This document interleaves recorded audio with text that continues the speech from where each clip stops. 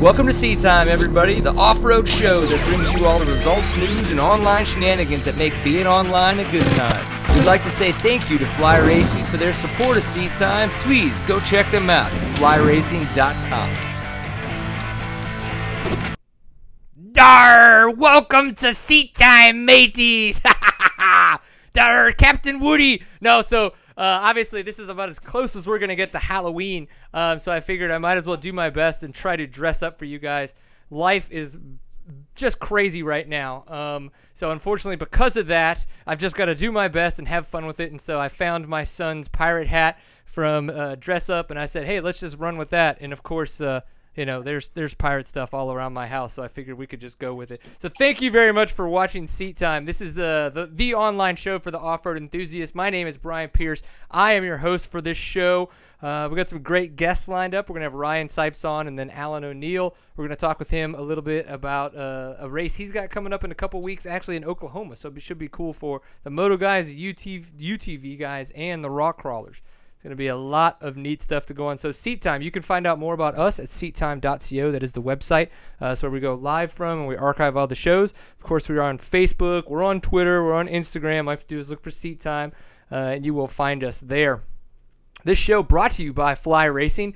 Flyracing.com, you can find out more about their great gear and other products that they offer. If you do look to purchase any of their gear, what you need to do, go to your local dealer and say, hey, where's your Fly Racing stuff? I'd like to pick some of that up. And then grab it from them. You can, of course, get from flyracing.com or some of the other online retailers. But your local dealer needs your support. That's who you should go check out. Of course, Stillwell Performance at stillwellperformance.com. Tons and tons and tons of fantastic suspension jobs have been done. Of course, they work with the guys over at Beta, as currently Cody Webb, who will be on KTM RPM next year, and Max Gersten, who I haven't heard yet if he's re-signed with Beta, so that'll be interesting to see how that goes. But Kyle Redmond's going to have a good time. He is a Stillwell Performance athlete. They've been working on his suspension for a long time, so of course that's great stuff. And the fine folks over at Fast Company, if they make the Flex Bars. Ryan Sipes, one of our guests this evening, runs Flex Bars, so it'll be great to hear about his transition and how much they helped his hands stay from bleeding at quite a few off-road nationals or the motocross nationals that he did this summer. So Halloween's coming up. That's cool. I hope everybody has a safe, fun Halloween. Of course, I've got an 8-year-old, a 2-year-old, and a 7-month-old. So as my microphone falls off, I'm just going to hold it like this. I don't know what's going to happen. It's going to be interesting, so we're going to see how it goes with my kids, but I'm not going to be doing anything crazy. So everybody out there, just have fun, be safe. If it sounds a little weird every now and then, there's actually a huge hole in the studio right over here, and that is because there was a leak above the studio last week that Steven and I found, and we haven't had I haven't had a chance to patch the drywall yet, but the plumbing's fixed at least, so that's a step in the right direction. After that, I don't know. There's all kinds of other shit going on. So that's the house cleaning. This is Seat Time. Thank you very much for tuning in. For those of you who are wondering, yes, I am having cider. We're back off of the training regimen, at least for a little bit, so Steve and I are drinking. Our first guest for the evening, Mr. Ryan Sipes. I look like an idiot holding my microphone, but I have to ask, Mr. Ryan Sipes, how is your evening going, kind sir? It's going good. I wish I could get all this electronic junk to work, but hey, we got audio, so that's the only thing that matters. Hey, that's what I'm talking about. And it's even funnier because with like the technical difficulties, I mean, like literally, like I'm like, hey, check out my microphone, BAM! And the bitch just pops off on me, and I'm just stuck here holding it. And I can say that this is probably the biggest tube that I've ever had to hold in my hand. I know there are other parts of my body appendages that are not this big around, so this is awkward for everybody if those of you at home are wondering. So Mr. Ryan Sipes, you've gone through a lot of stuff this year. You started out racing your first full GNCC season, and then we go into the summer and you start racing some of the motocross nationals, and then you kind of get pulled in as a full-in rider. You come back to the GNCCs, and now you're a new dad. I mean, it's been one hell of a year for you, hasn't it? Yeah, man, it's been a big year. Some tough times, but some really good times. Like you said, the GNCC started out rough for me and stayed rough most of the season. Couple bright spots here and there, and this last race was good. And then the motocross was kind of the same way, up and down a little bit, but it had some really good finishes and some good times and a lot of fun. And then, you know, my baby boy was born about 13 days ago, so that trumps it all. That's the coolest thing I've ever experienced, and just feel real blessed to have him here. Yeah, it's interesting. So my 8-year-old daughter is my stepdaughter, and she came into my life when she was about 3 years old. Not when I was 3, but she was 3. So I didn't really get a chance at that time, obviously, to really understand what it was like to find out for your wife to come in and be like, "Holy shit, I'm pregnant!" That was new. And then the whole like going through 9 months of labor with my wife, or not labor of being pregnant with my wife, and then the labor of the actual child. So now that I've got 2 out of the way, that is such an amazing experience. I mean, like, if I was if I was a good linguist, if I was good with words, I could have some, poetry or Shakespearean thing to say. But it's just batshit crazy. It changes everything and all the ways you think about life. And I'm so thankful for it. So is this your second child, or is this your third child? This is my first. It's exactly the same thing you just said.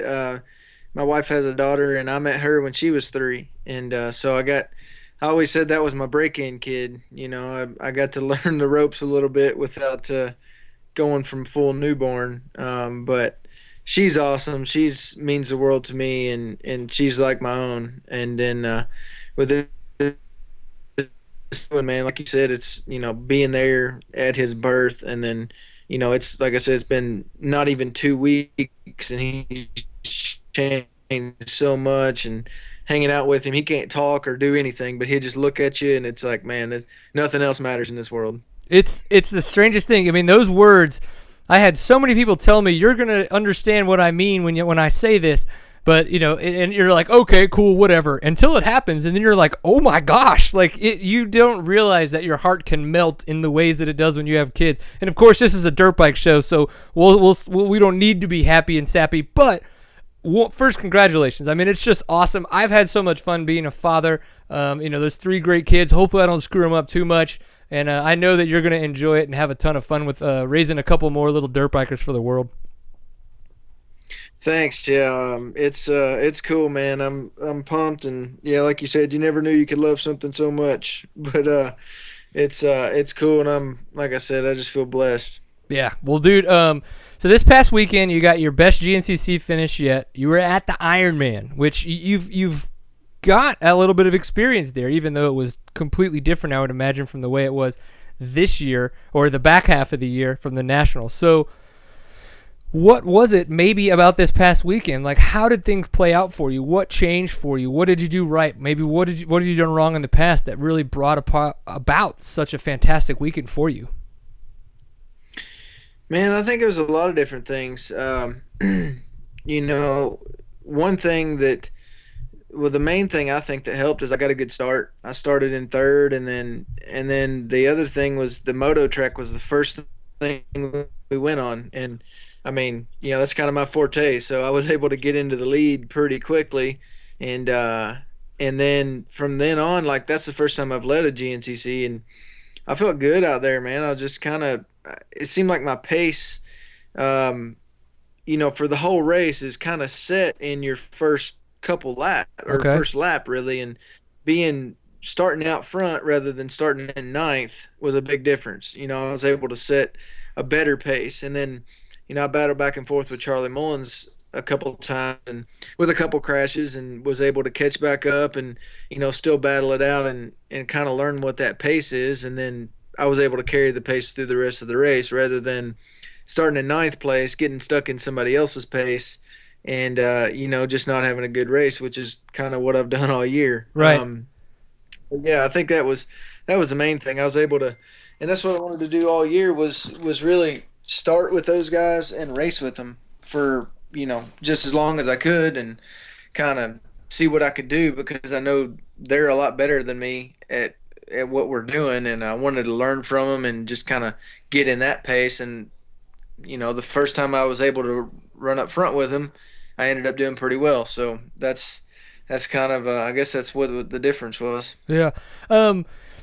Now, having the fact that you've done so much Supercross and so much motocross, we always hear the guys talk about getting the start being so important. The start's so important.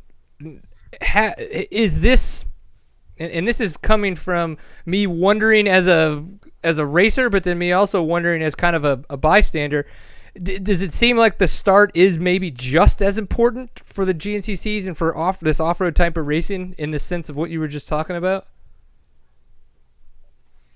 I don't Or think maybe it's how does as it important. how does it relate? Yeah, I mean maybe if it is or isn't, but like how does it how does that start relate? Because obviously being able up front, you being able to set your pace. We've heard Caleb Russell talk about that a few times on the show. That's what he likes to do, regardless if he's going to go out there and try to set a barn burner of a pace or not. He's like, if I can get out front, he's like, I have the control. And I think that's something that, being not as fast as you and not in that situation, that I have very little to go off of in that aspect. Yeah, I mean, I think it's not as important because obviously passing 15 guys and passing 40 guys is a different deal, and but at the same time, it is important because, like you said, well, that I found out this weekend, and I'm telling people all the time, I'm still learning. I learned that this weekend at the 13th round that you get up there and you're able to kind of set your own pace and set the whole mood for the rest of the race. Really, like Okay. once I was in that pace, I was just in that pace, and then my pace for the rest of the race was competitive rather than, like I said, starting in ninth and I feel like I'm riding my butt off and I can't catch nobody, I can't pass nobody.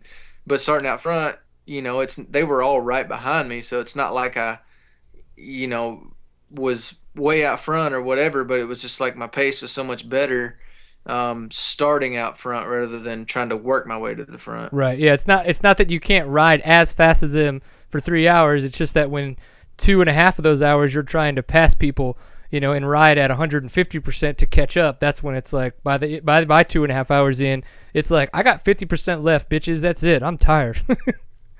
I can only imagine. Yeah, well, it was just it's not even that. I mean, I think I definitely rode better at this race than I have all year. Okay. And I think the dirt suited me well. Riding on the moto track suited me well, which it's only 40 seconds of the whole race, of the whole lap, but all that stuff suited me well. But I think just the whole like atmosphere or whatever you want to call it, being out front on the first lap was cool, and it fired me up, and I wanted to stay up there. Awesome. Well, that's what I'm talking about. I can imagine. I mean, as I said, I'm a racer, but I'm not your type of racer. I'm a much slower vet class kind of racer at this point in my life. So was there any correlation from the 5th place, which before this past weekend was your best GNCC finish of the year at Mountain Ridge? Do you think there was any similarities between the two events? I think that at Mountain Ridge, I didn't start well, but I just kept going for it, and I kept I think the whole time I charged, and I was just kind of, to be honest, I was kind of pissed off, and some things happened at the beginning, and I was just mad, and I just kept it pinned, and all the way to the end, I just pinned it, and and not that I haven't tried to do that at the rest of the races, but Right.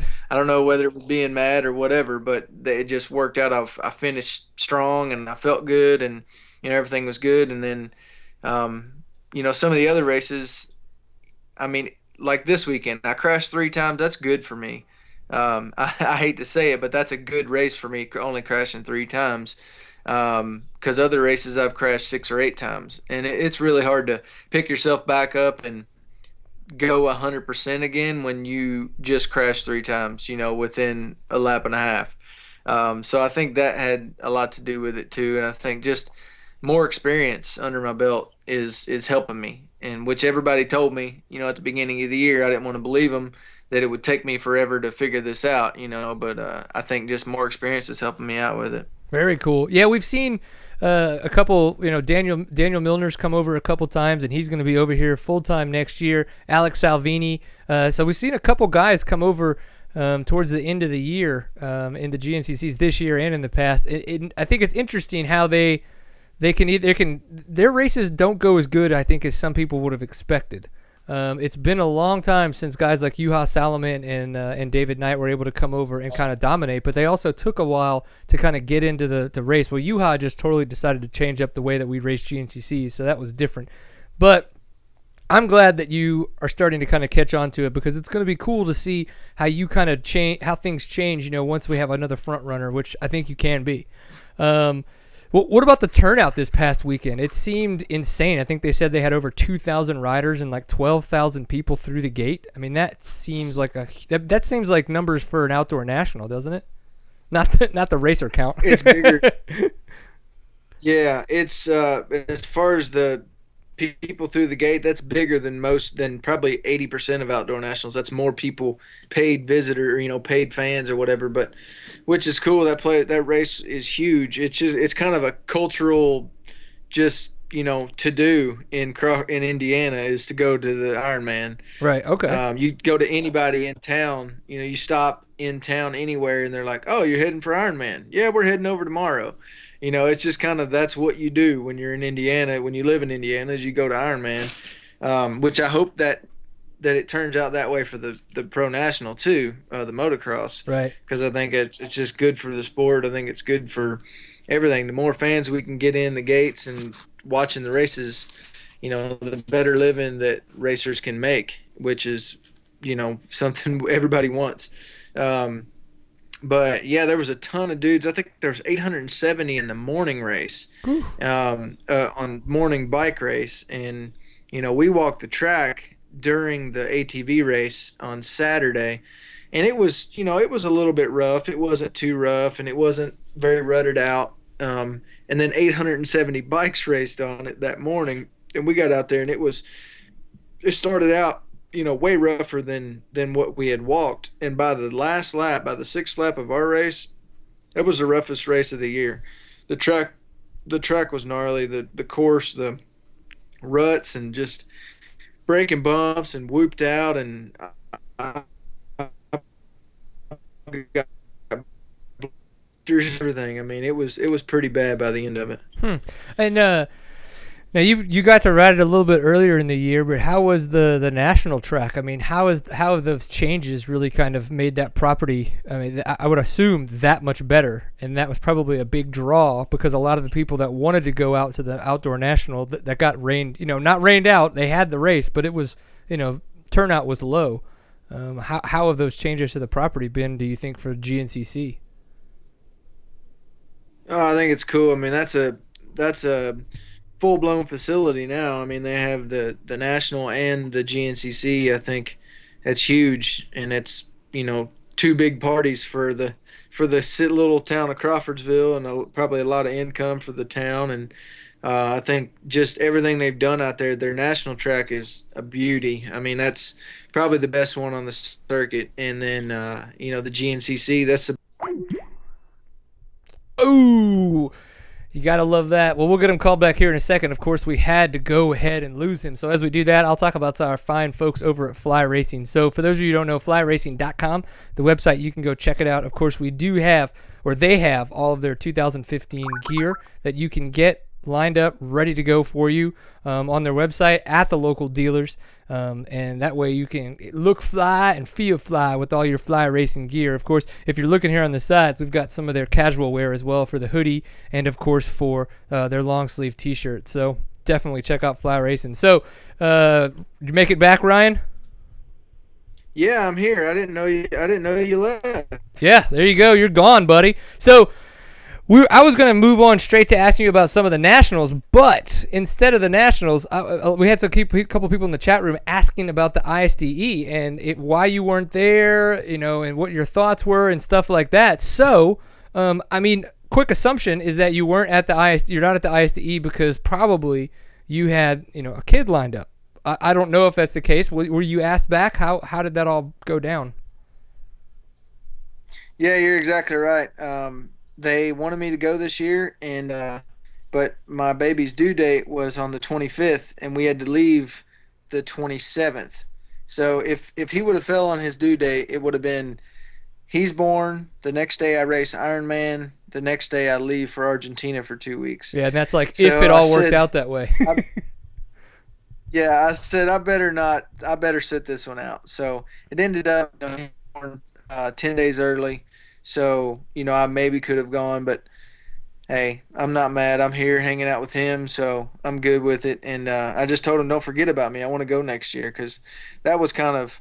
I was better at that than I am GNCC. That's kind of more my flavor of ISDE is like sprints. Hmm. Basically, that's what you're scored on is your sprint speed, and that's what I'm better at. Yeah. Speaking of sprint speed, I'm surprised you weren't at the sprint enduro that Jason Hooper put on a couple weeks ago there at the Big Brook property. Was that something that you wanted to attend and just couldn't make out, or? Yeah, dude. I talked to him about it down at I don't know one of the races. Maybe it was at Big Buck, and he was telling me about it, and he asked me my opinion. I said I think it's awesome. I want to do it, and then never heard anything else about it until I saw results. So, uh, Oh, yeah, hey, whatever. I, yep. I talked to him this week. And I was giving him some crap about it, and he said, "Dude, whatever." And I said, "Just let me know next year. I'll be there." Awesome. Well, that's cool. Yeah.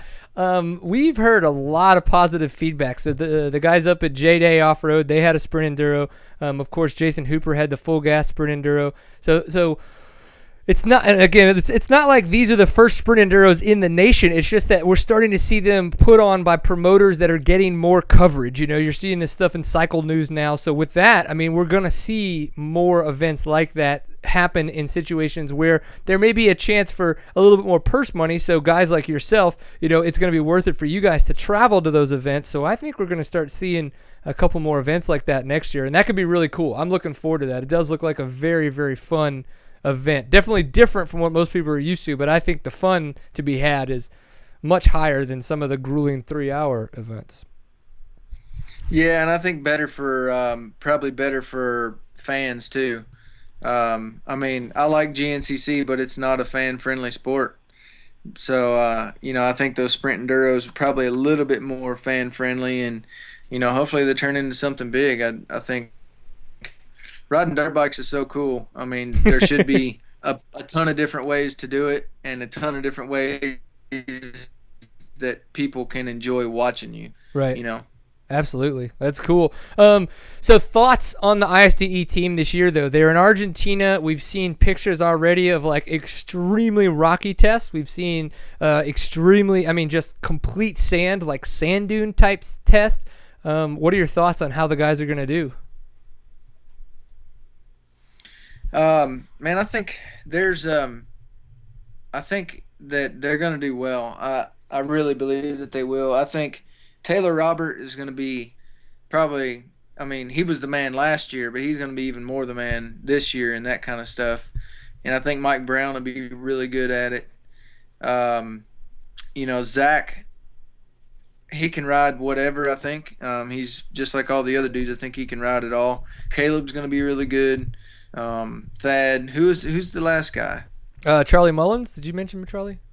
Oh yeah, Charlie. Yeah, and Charlie's always good over there. So I think they're gonna do good. I'm pulling for them. I hope they can pull it off. And pull off the win.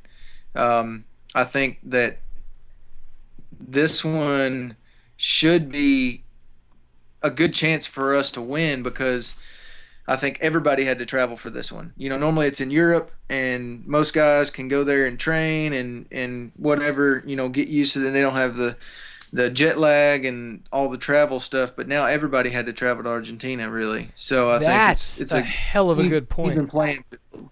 That's a really good point. Of all the Kinda- stuff that I've tried to come up with ways that could be it, that's actually a really, really good point and something I didn't think of. And that's probably because of the fact that I don't travel a lot, in the sense of like going to races and everything. So I don't think about the fact that it's like, I don't get jet lagged. I don't worry about what I have to eat, like all that kinds of stuff. But when every single racer has to worry about that and think about that, it really would, or has the ability to level out the playing field. That's awesome. I think you're right about Taylor Robert. We've had him on the show and we've talked with him behind the scenes and stuff. He's got some gumption right now, and you could tell that he doesn't just want to win this thing. He wants the overall. He wants to be the top rider. So it's gonna be really cool to see how he does in that E3 class on that 500 beast of a KTM that he's riding. Yeah, I think he's gonna kill it. He's one of the most talented riders I know. I've ridden a lot with him, practiced a lot, and played road with him, and He's just a competitive dude. He works super hard, and I think he's going to kill it. Awesome. Yeah, I'm really looking forward to it. So I kind of, before we let you go, I did have a question. In Caleb Russell, two in a row, GNCC champion. Fantastic job, dude. Like you said, dude killed it, if you will. But I kind of have a wonder. So motocross and supercross nowadays, obviously completely dominated by four strokes. A few times we've seen guys come out there on two strokes, and either they don't qualify or it's just they literally have zero chance to win. So my question for you is as a professional racer, having been involved in this sport and having ridden two strokes and evolved and moved into the four-stroke era, how is it that he was able to overall a GNCC event on a 150cc two-stroke? Not even a 250cc or a 300, but a 150. If you could break it down for us, I'm not skeptical. Obviously, he kicked ass at it, but I want you to kind of really help us break it down so that we can kind of know what it takes to be able to ride that hard and that badass.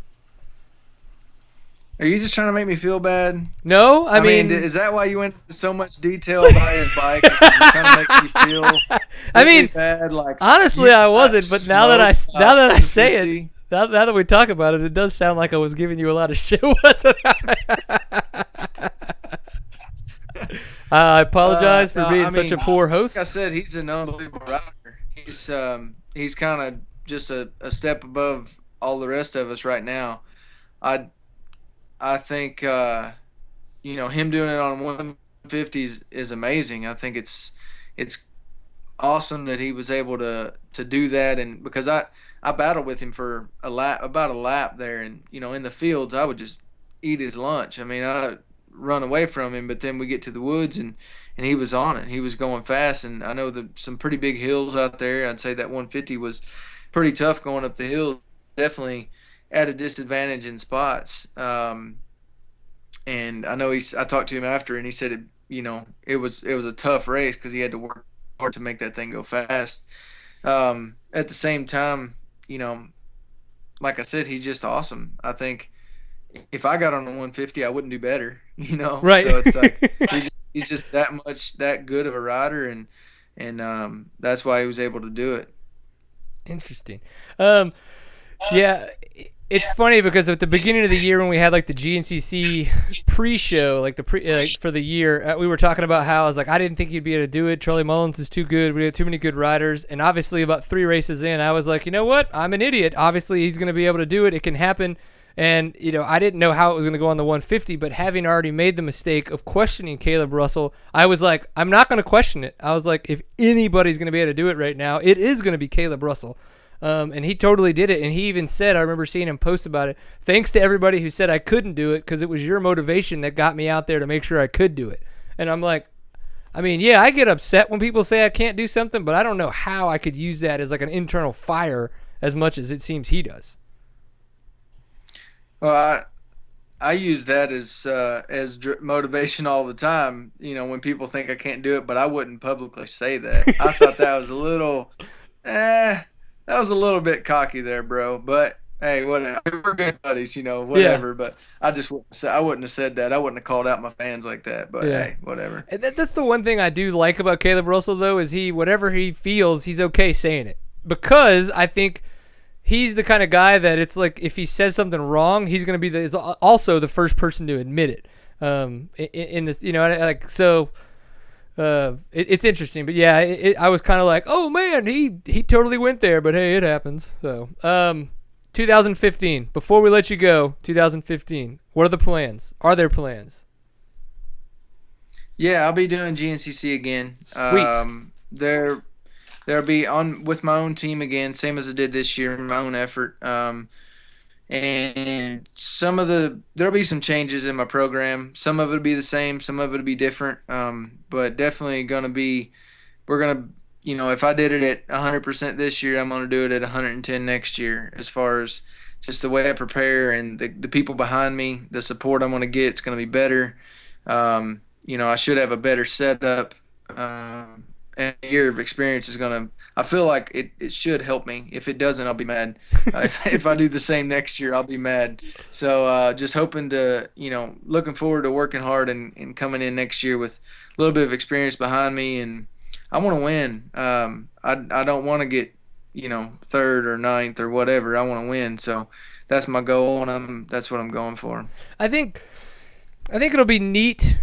Not neat. It'll be cool if you can get out there and win for multiple reasons. One of the biggest reasons that I'd like to see you win is I want people to come to you and ask the questions that make you give them the answers about how hard it is to win at off-road racing.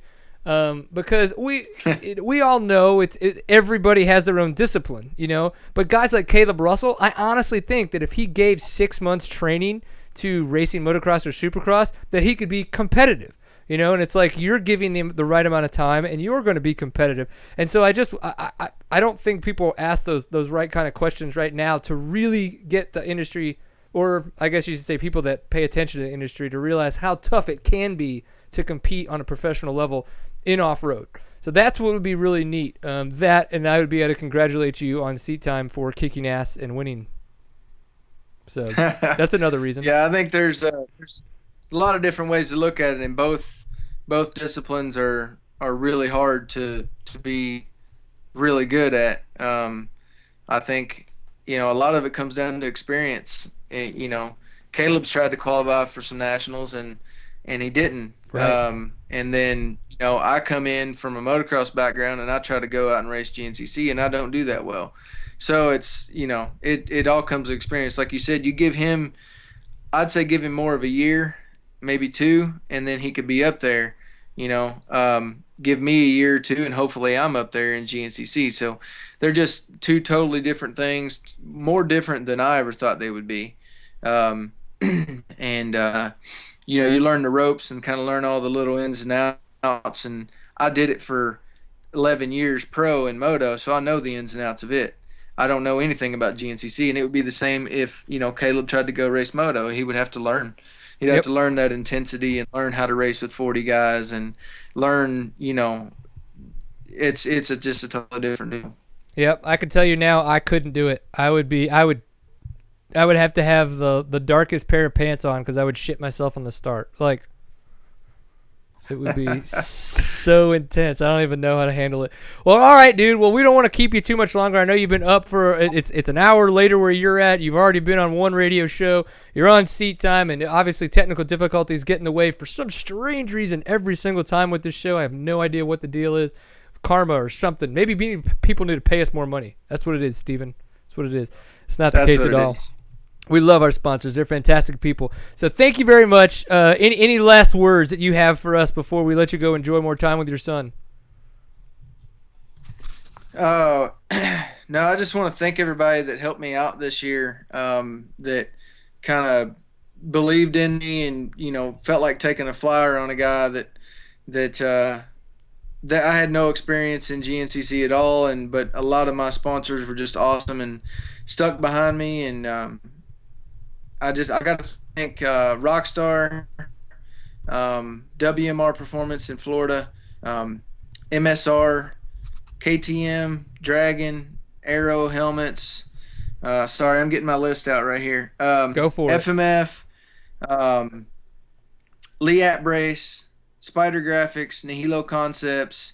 Let's see, Air Group, Steve Hatch Racing, DT1, FPS Racing, Super B, Galfer, Flex Bars. I know they're a sponsor of yours. Yeah. Dunlop, Spectro, Odie Grips, Sycra, W, ARC, XL, Sunstar, Gut Seats, TM Design Works, Hammerhead, Garnet, anybody I forgot. You guys are awesome. Look forward to working with you next year, maybe. And thanks for listening, guys. Yeah, man. Well, we really appreciate the time. You've always been a great guest when we've had you on, so we really, really appreciate your efforts towards helping us get more information out there about you guys and the off-road scene. And again, always enjoying a pint full of awesome because that's what we do here on Seat Time. So thank you very much, sir. And I can't wait to hear what your 2015 looks like so we can have you on again and chat about it. Sounds good. I look forward to it. Thanks, guys. All right, man. Have fun with the baby. All right. See ya. Later. Whoop, whoop. Awesome. So apparently we're still getting joined in the chat room and the show live by friends. I just wanted to say big thanks to my buddy Dustin Malakote, though. He just got he's having a bad day, unfortunately, and somebody else said he saw that. My condolences. So whatever it is, we're really, really sorry that you've obviously been through some tough times, buddy, but we're glad that you got some flex bars. We saw that you picked those up. We want to hear about how that went for you. So thank you very much. As we were talking about, they are a huge sponsor of ours. If you don't know about Fast Company, go to fastco.com. You can find out more about their flex bars. A lot of people think, oh, flex bars are for old people. The reason why I love them, honestly, is that those times where, now that I have a family and I'm out there a little bit, I'm not riding every single weekend or I'm out doing stuff with my hands all the time, it makes it a lot easier to get out there because it helps with the vibration so much with everything that's going on out there. So please go check out the guys over at Fast Company. Check out their flex bars, and what's going to be able to happen there is you're going to be able to ride harder, ride longer, and enjoy it more. So what's going to happen is your wife's going to even like it more because of the fact that all those same reasons. Yes. Meow. So yeah. All right. So, Steven, how are we looking? Alan, are you there? I'm here, man. What's going on? Oh, what's up, dude? Well, we don't have your video this time. We had it earlier. Is everything okay on your end? Did you take your clothes off and decide not to show us what's going on in the back scenes? Oh, I'd show you anyway. It ain't that big of a deal. Nice. I think I pressed the wrong button, honestly. Okay, well, there's a button somewhere when I'm talking or you're talking or whatever if you want to try to find it. If not, that's okay, too. Recluses are for old people. What a bunch of jerks. Oh, I see your face now. It's just as beautiful as I remember. All right. So, for those of you who don't know, Alan O'Neill is putting on a race in Oklahoma in the next couple weeks. And what's going to be happening here is Buzz to the Red Dog. So, this is a 2-day event. It actually happens in 2 different parks. And they're adding a moto element to the event this year. So what I'm going to have Alan do, just so I don't go ahead and try to make too much of an ass out of myself and try to remember everything, give us a little bit of a synopsis of what you guys did last year and then how you're stepping it up again this year to make it even better, and then why you've decided to add the moto class. Yeah, basically what this is it's a 2-day off-road race. It's the only one in the Midwest that happens. We started out last year. We started out in Sayre, Oklahoma, at Buzzard Canyon Off-Road Park, just right south of I-40 on the western side of Oklahoma. And we started out there. We ran a 2-hour race with all classes, which last year we included a stock mod, an unlimited. Unlimited would be considered somebody that races King of the Hammers, if you've ever heard of that. Oh yeah. Put on by Ultra 4. What we do is, and then we also have a UTV class. They race 2 hours at that park, and then everybody packs up and leaves and goes to the next park, which is about 45 minutes to an hour south of there in Altus, Oklahoma. It's called Copper Mines Off-Road Park. And then the next morning we get up and we race 2 more hours for each class again. So a full day of racing for each day at both parks. And basically the combined winner with the shortest time wins. We had 41 racers last year, all of them combined, and we had a lot of people asking, do you offer a moto class? And we didn't offer a moto class last year, but this year we're offering it, kind of to step it up. Saturday in Sayre, this year, we'll have full band.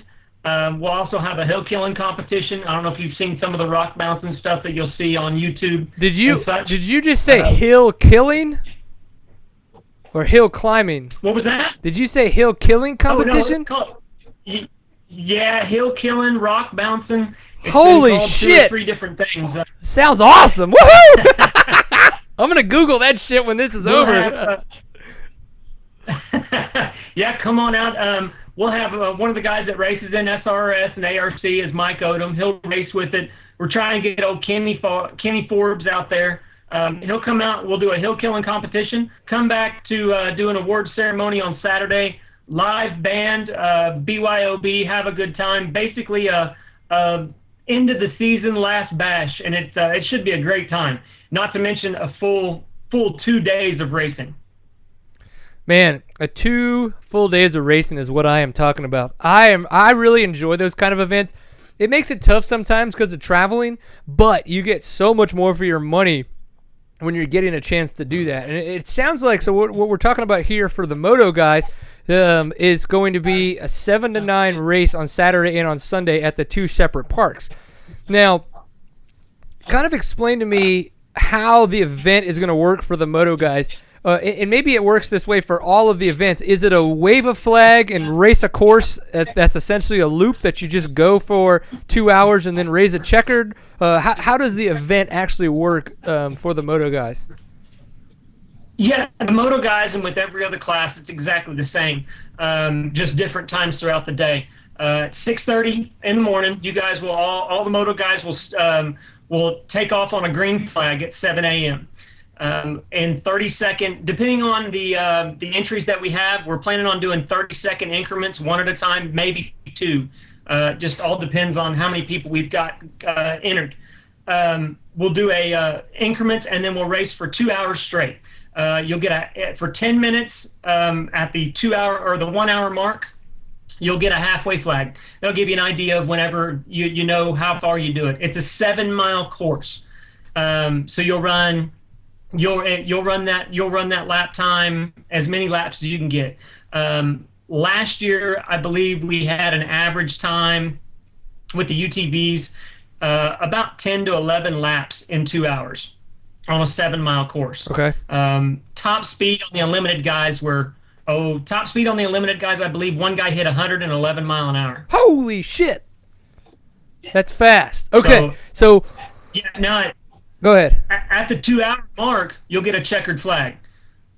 And then and the course is closed after 20 minutes after that checkered flag goes. Okay. So however many laps you complete is plus your time is how you're counted for that day. You combine both, and the smallest amount of time or the shortest time, both of those combined days, wins the race. All right. Okay. Now, how does one, say like King of the Motos, we use that as a reference, or the King of the Hammers is what you said, but as well associated with that is the moto event called King of the Motos. Now, that is what we're what's kind of become called a hard enduro. Now, is this event a hard enduro? Is it more of a cross-country style, fast and less technical? What would a moto guy expect, or an off-road racer expect coming to this event when they get on the trail? Now, I have seen some of the stuff that, let's say, Oklahoma Cross Country Racing Association puts on, OCRA, and it's similar to that, but with less trees. And there's probably some bigger rocks involved, rock climbs involved, than what you'll see at OCRA or GNCC. Trying to compare it to King of the Motos is really hard to do because that's a 160-mile race, I believe, through the California desert. Right. It's not going to be near that hard, but it'll be a test of your endurance for 2 straight hours. Right. Okay. So more of the endurance, probably some higher speeds and less technical aspects than what people would see from King of the Motos, but more traditional than what we would see in some of the kind of the off-road cross-country events that are going on. So okay, cool. I can deal with that. Yes. And I think most of our viewers and listeners could probably wrap their heads around that as well. Now, I think one of the big questions a lot of people talk about and wonder is money. Some people will like to travel regardless. I'm one of those people. If I've got the money in the bank and we can make it, we'll go. I don't need to make money because typically I don't win, so I know I'm not going to. But maybe some of that is on some people's list. Do you guys have a payout? And if you do, how does that kind of work out for y'all? Well, we basically kept it simple. We use the KISS method. Each and every entry fee is $220 for every class, all the way from Moto, UTV, stock mod, and Unlimited. They all have the same class of $220 entry fee. $20 of that goes to an administration fee, to where we can make sure we get everything taken care of with that. I ate that last year, so I'm going to make sure I didn't eat it this year. Right. And then we're going to do an 80% payback. And then the other cool thing is the other 20% goes back to the landowners to make sure that we can still have these parks to wheel on, for all our kids to wheel on and everybody else. it's a one way to give back to that park that allowed us to race on it. Okay, no, that's super cool. Yeah, typically, you kind of see a lot of private establishments that are like, say, like TCCRA or Toro. A lot of the parks that we're on or places that we're on are private establishments, and the landowners making money. So, are these private establishments that people have parks on that people can come and pay to ride, or are they like more state parks that are? How are these run? Kind of these parks that you're riding at.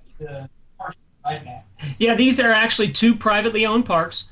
Raymond and Cheryl Moody own the copper mines in Altus, Oklahoma, and to explain the course, it's 450 acres of washes and big hill climbs and straight. New messages received from Todd Wooden. Woohoo! Apparently, I didn't do that. Sorry about that. That's all right. It'd be even better if it was like some sexy voicemail and it was like, "Hey Alan, don't forget to bring the lube." It could get weird. No, but it's 450 acres and it'll zigzag around the whole course. Trying to get back to the point here. I understand. And then that's Good owned luck. by Raymond and Cheryl Moody. And then the Buzzard Canyon, where we're having the race on Saturday, that's privately owned by a farmer, and he actually allows us to lease it for this race and for also open wheel days. Both parks are open on select dates throughout the year, just for you to come out and wheel with your side-by-side or your motorcycle or your Jeep or your Bronco. Okay, cool. There's an OHV park. I think it's called Endeavor. Is that right, Steven? The one that's over there in Bridgeport? The one that Mark Cook runs some of the Toro races at? Okay. Would you say that you kind of know the terrain and then how rocky it is or isn't or anything like that? Okay. How would these places compare to a place like the OHV park there at Bridgeport? They're very, very similar. I've been out to the OHV park. I also do video promotions on the off-road side, unlimited race car side, and I've been out to that park many a time and walked that track numerous times. They're very, very similar. The plus side of the copper mines is there's actually a motocross track that the big cars get on, the UTVs get on, and get about 10, 15 feet of air, sometimes high and 30 feet long. So that's the plus side of the copper mines. The plus side to the Buzzard Canyon, similarity to the Northwest or OHV Park, which what you're speaking of. The coolest thing about Buzzard Canyon is it's just in the middle of nowhere, and then right in the middle of the park is a huge mountain range. So you'll go high-speed section 90 to 100 mile an hour, and then you'll jump into this mountain range and run switchbacks for 15 minutes, and then jump back onto a high-speed section and come back to the start-finish line. So the variance is different than the Northwest OHV Park, which what you're talking about in Bridgeport. Right. But there's some cool, unique things about both parks that neither one of them have. Interesting. Well, and that's kind of cool too. The fact that it's, what you're doing, how you're changing the event location so that you're not doing the exact same terrain, exact same track over and over again 2 days in a row. You're actually changing the locations. What's the takedown? Is there, since you're kind of changing location, I was just thinking about this. Is there a way that somebody could prepare to have to kind of pick up camp and move and then recamp all over again strategically? There's I saw a couple guys do it differently last year. Couple of the teams had basically a chase truck with a trailer, so they parked at the Saturday venue, and then they trailered their race car and their vehicle up to the first venue with tools and spare tires and everything, raced the race, then jumped back in and loaded everything up and came back and fixed whatever they broke from the first day so they'd be ready for the second day. Now, the other thing is there were some big money guys out there. One of the guys that I think he got 4th or 5th place at King of the Hammers this year, just February. He raced Buzz the Red Dog last year, and he's got a full 18-wheeler toter, stacker, motorhome, everything you could ever ask for, and he unpacked and packed everything at both race courses. I think so. That's crazy. 2 different ways. And my first question for him is, do you think he's hiring? You know what? He did just post on Facebook about a month ago. He was hiring a mechanical engineer for his company called Saturn Machine. Man, if I was only a mechanical engineer and not a bum, that would make you things so and much me easier. both. Right? I'm sure being a mechanical engineer for a millionaire has got to be awesome. You know, you've got to be able to make, at least $1 a year. Yeah. Chat room was wanting to know about information. So what's the website? Where can we find more about Buzz the Red Dog?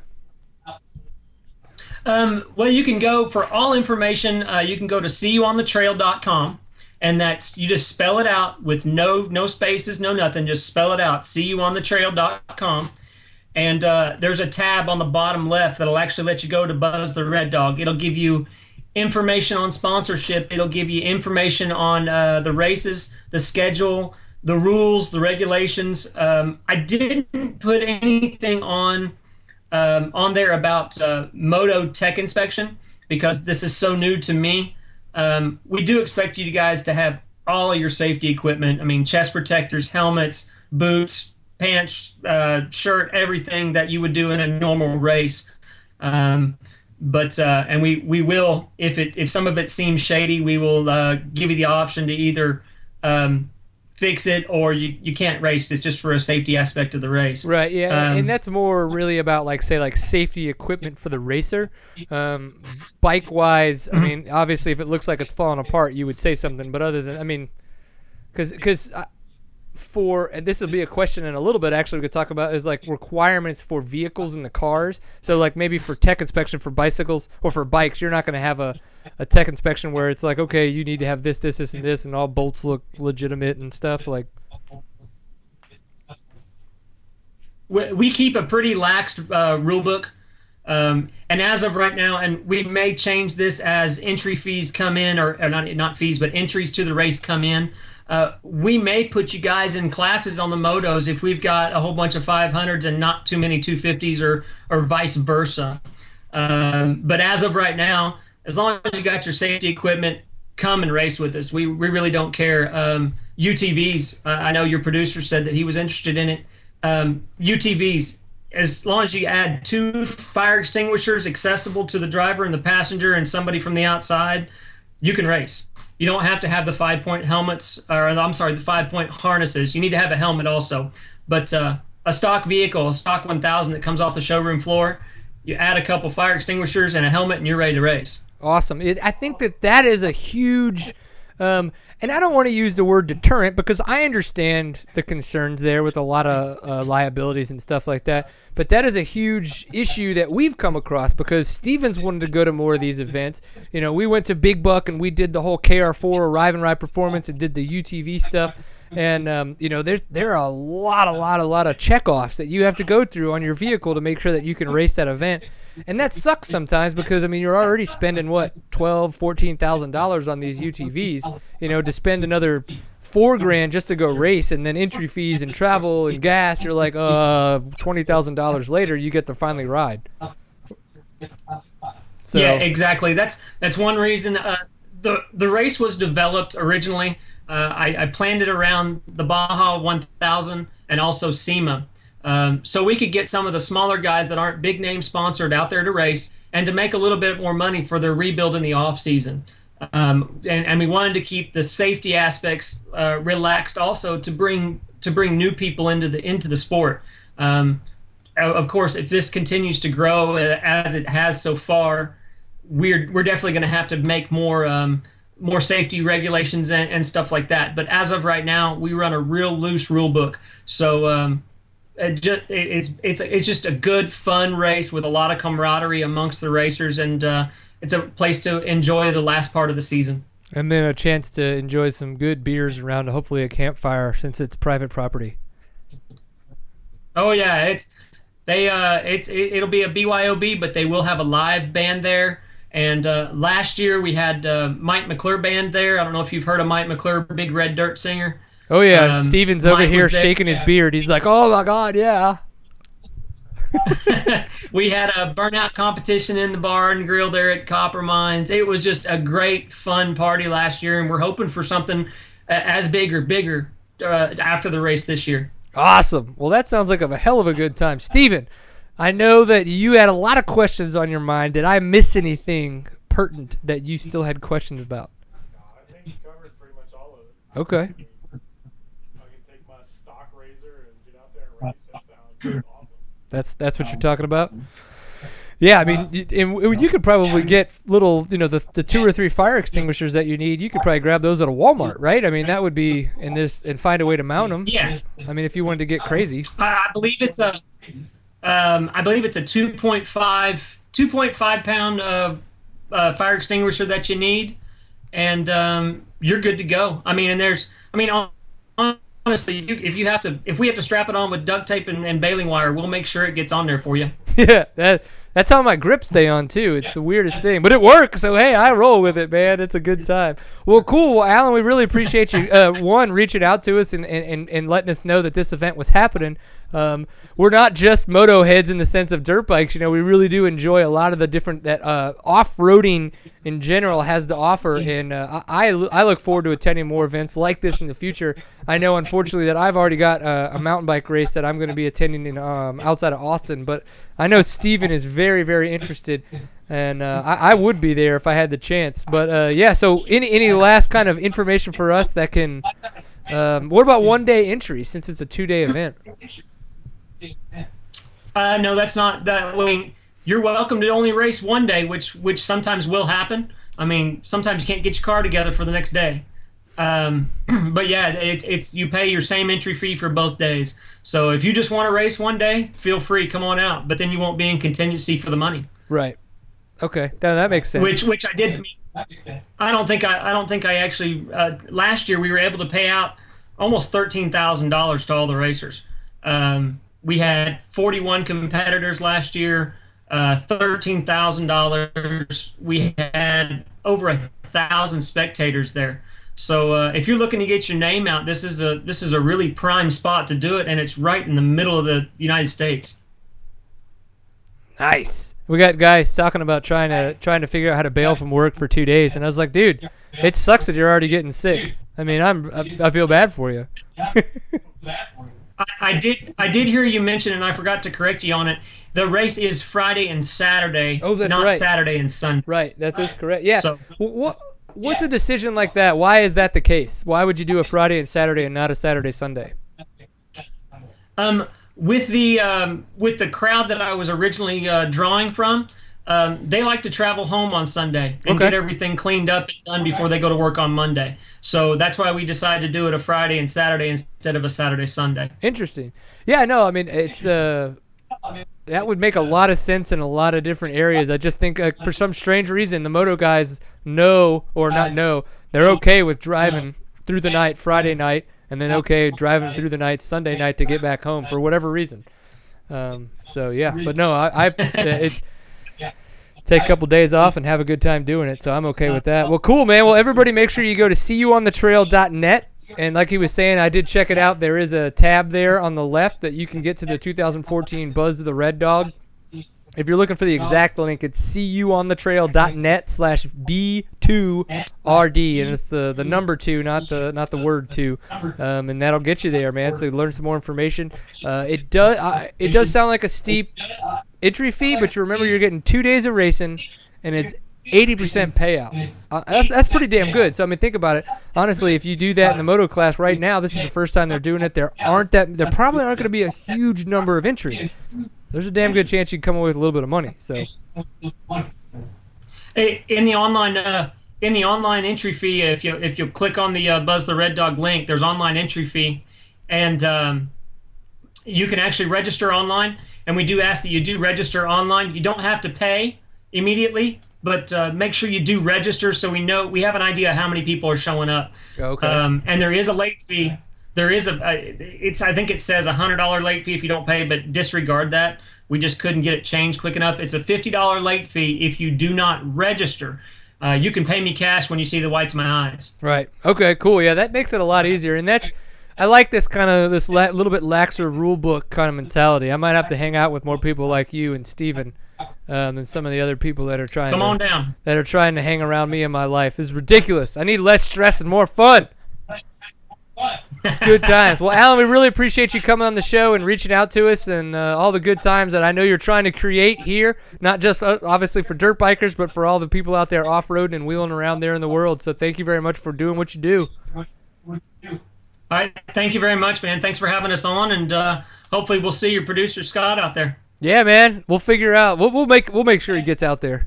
Thanks Right again, on, man. We'll talk to you later. Thanks a bunch. Later, man.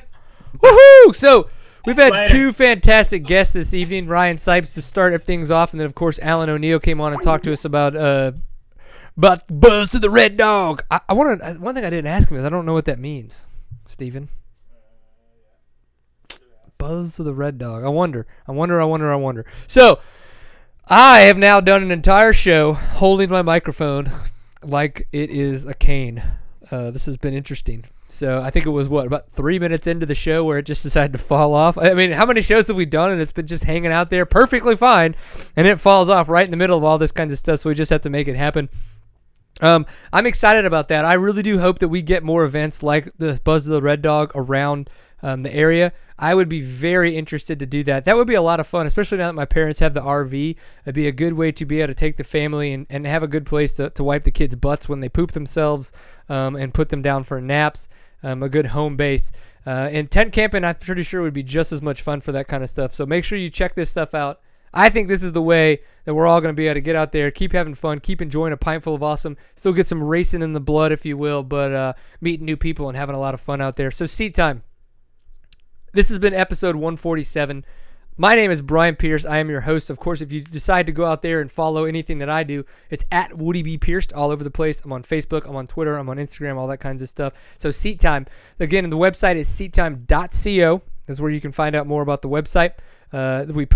We go live there at seattime.co/live. Of course, you can find all the archives there. We are on iTunes and Stitcher. I didn't mention that earlier. So if you want to just subscribe to the audio part of the show, that way you can do that as well. I'm not as pretty as I think I am. I understand. And sometimes you just don't want to look at me. That's okay too. So go to Stitcher or iTunes. You can search for Seat Time. It may be Seat Time, a pint full of awesome, but you can find it there and subscribe. We would appreciate that. You can find us on Facebook. You can find us on Twitter. You can find us on Instagram. We're on all those different places. Of course, we're on YouTube as well. That's where all this stuff really happens. You can subscribe to us there. It's good stuff. Again, we do have a lot coming up with the Baja Rally. Steven is working very, very diligently on some parts for the video. I've been trying to do what I'm supposed to be doing, and I'm sucking at it.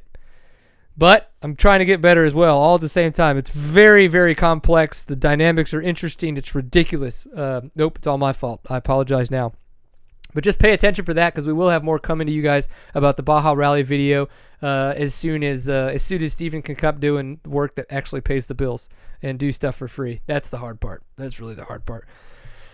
Oh, man. So this has been fun. Of course, we can't do this without the fine folks over at Fly Racing. Go check them out at flyracing.com. Stillwell Performance. They make your squishy suck less. Stillwellperformance.com. And, of course, the fine folks at Fast Company that produce Flex Bars that are just fucking awesome, and you should go get a pair. Fastcode.com is the website. Thank you very much for your support of Seat Time. Thank you for being here. We appreciate those that have been in the chat room. We appreciate those that have watched it live. If you're not, maybe you should. Thank you for being here. See you in 2 weeks, because we will not have a show next week. Things are going on in life. 2 weeks. No show next week. Remember, always enjoy a pint full of awesome. Go enjoy yourself something alcoholic.